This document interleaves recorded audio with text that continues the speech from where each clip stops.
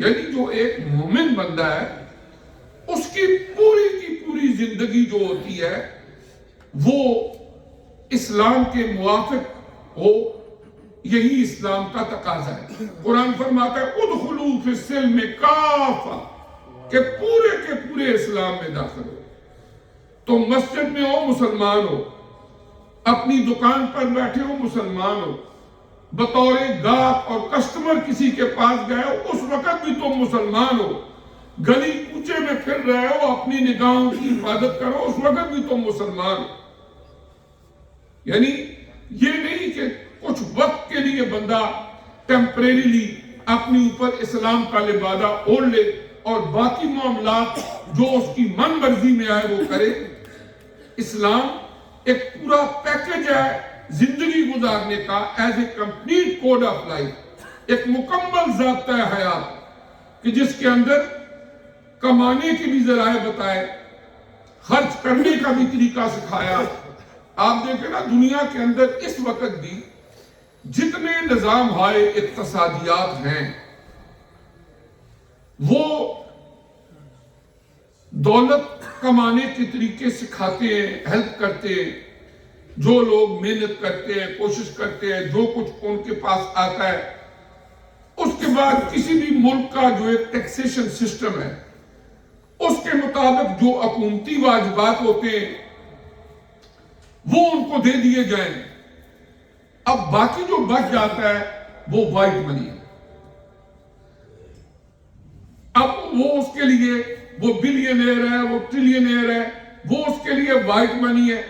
اس کو جہاں پر بھی خرچ کرے صرف اتنا شو کر دے کہ میں نے ٹیکس دیا ہوا ہے، کوئی پوچھنے والا نہیں، اس لیے کہ اس کا اپنا ہے۔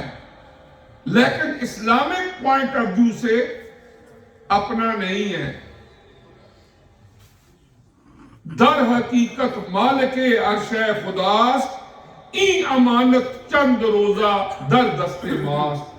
شیخ سعدی رحمۃ اللہ فرماتے ہیں حقیقت میں ہر چیز کی مالک اللہ کی ذات، اور تھوڑے دنوں کے لیے، کچھ وقت کے لیے وہ اللہ تبارک و تعالی بطور امانت یہ ہمارے حوالے کر دیتا ہے، جو استعمال کرو، زیادہ دیا وہ بھی آزمائش، کم دیا وہ بھی آزمائش۔ آپ دیکھیں نا ایک آدمی ساری زندگی محنت کرتا ہے، کوشش کرتا ہے، جو بھی کماتا ہے، جب فوت ہو جاتا ہے وہ ول لکھ چلا جاتا ہے میرے مرنے کے بعد میری ساری دولت کو آپ نے فلاں ہاسپٹل کو دے دینا ہے، فلاں چیریٹی کو دے دینا ہے، یا فلاں غریب کو دے دینا ہے، لکھ کے بھی چلا جائے۔ اسلامی قانون کیا ہے ول کا؟ کہ اس کی وہ ول جاری نہیں ہوگی، اس پر عمل درآمد نہیں ہوگا۔ اگر اس کے بیٹے ہیں، بیٹیاں ہیں، والدین ہیں، بیوی ہے، وہ فوت ہو گئے، وہ کہہ کے بھی چلا جائے ساری فلاں کو دے دینا، اگر مالک وہی تھا تو اس کی ول پر عمل ہوتا، جو کہہ دیا وہی کچھ ہوتا۔ لیکن اسلام کیا کہتا ہے؟ اس کے پاس ایک امانت تھی، وہ اپنی اگلی منزلوں کی طرف چلا گیا، اب حکم اس کا جاری ہوگا جو احکم الحاکمین ہے اور حقیقی مالک ہے۔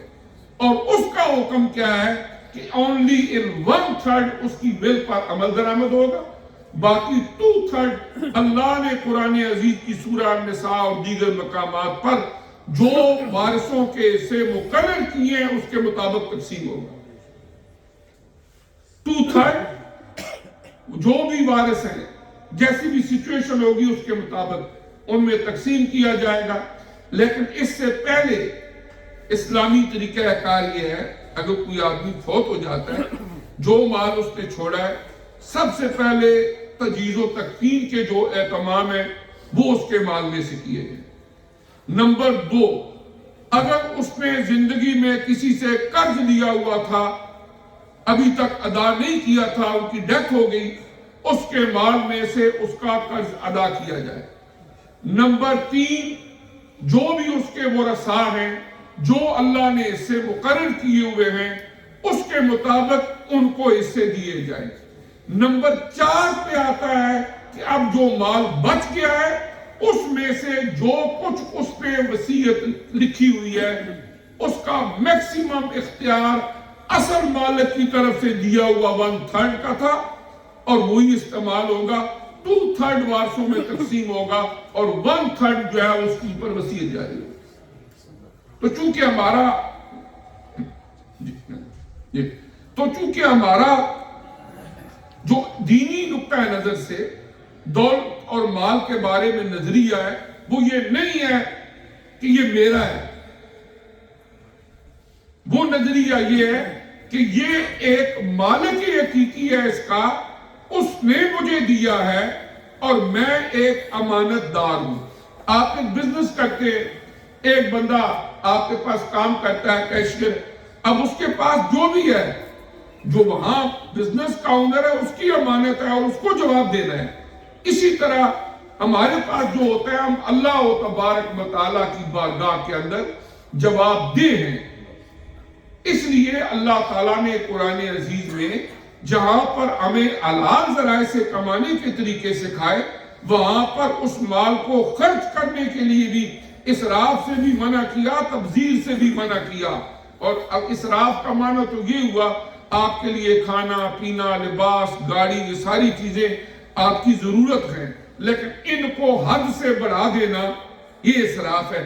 اور تبذیر کا معنی یہ ہوتا ہے کہ ایک آدمی ایسی مدات کے اوپر، ایسے حدس کے اوپر دولت کو خرچ کرتا ہے جو اس کی ضرورت ہی نہیں، عیاشیوں فحاشیوں کے اوپر، اور اس کا حکم بہت سخت ہے۔ ان المبذرین کانوا اخوان الشیاطین، قرآن فرماتا ہے کہ جو لوگ عیاشیوں فحاشیوں کے اوپر اپنی دولت کو خرچ کرتے ہیں وہ شیطان کے بھائی ہیں۔ تو یقینی طور پر جب بھائی شیطان کے ہیں تو انجام بھی اسی کے ساتھ ہوگا۔